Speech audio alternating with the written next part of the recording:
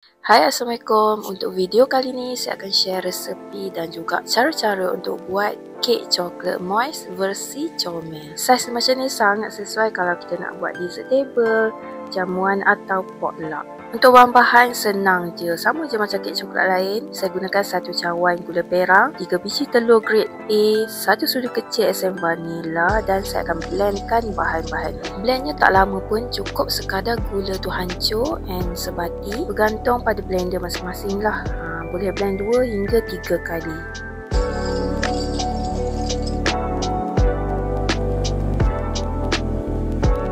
Kemudian saya akan masukkan 1 cawan susu cair, setengah cawan susu pekat manis, 1 cawan minyak masak dan air sekali 1 cawan serbuk koko. Kemudian saya akan blend lagi sekali bahan-bahan ni.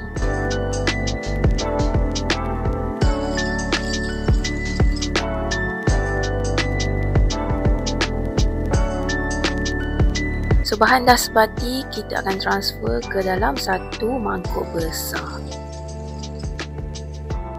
Last sekali saya akan masukkan 1/4 cawan tepung gandum, setengah sudu kecil baking powder dan juga setengah sudu kecil baking soda. Bahan-bahan ni pastikan kita ayak dulu. Dah siap ayak, kita gaulkan bahan-bahan ni. Gunakan hand whisk macam ni je, lebih senang. Dah siap kacau-kacau, mestilah kena tapiskan adunan.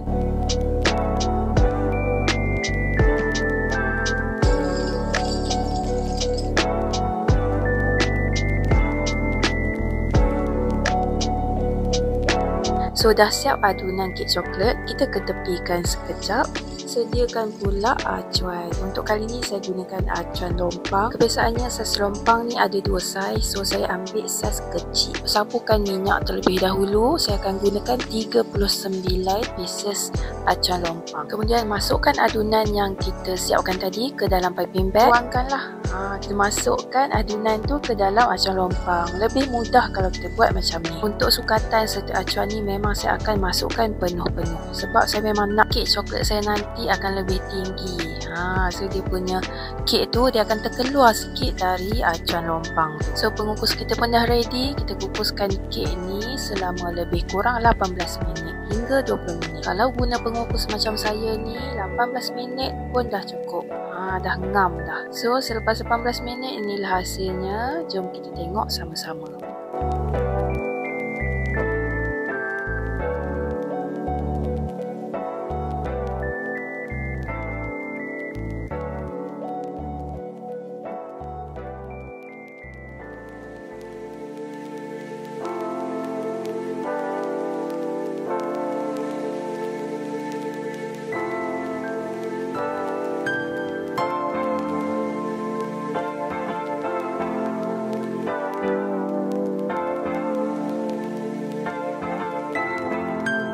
Dah siap bahagian kek, sekarang kita buat topping pula. Untuk topping saya gunakan setengah cawan serbuk koko, setengah cawan susu pekat manis, setengah cawan susu cair, setengah cawan minyak masak dan saya akan kacau ataupun gaulkan bahan-bahan ni.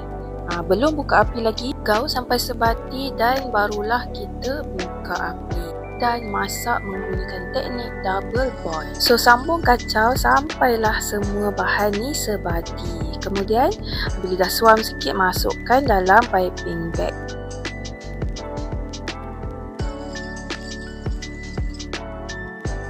Saya nak share dekat sini untuk paper cup saya guna saiz 8. Saya beli dekat kedai yang jual peralatan buat kek lah. So kek kali ni saya akan masukkan ke dalam paper cup yang comel macam ni.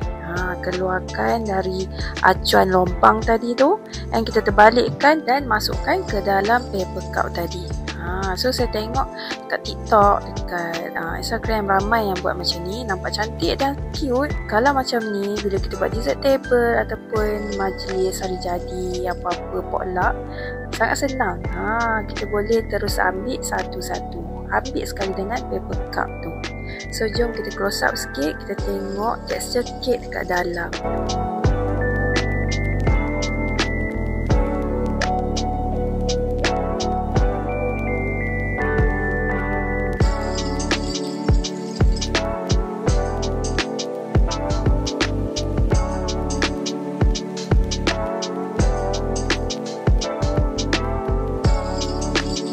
Untuk topping dan coklat sos yang kita buat tadi tu, jangan lupa untuk kita pipingkan dekat setiap biji kek.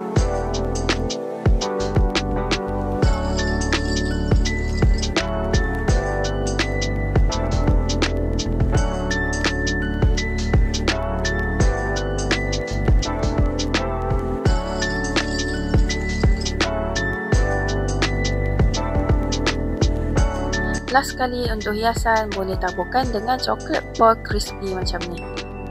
Ataupun boleh juga guna coklat flakes dengan coklat rice.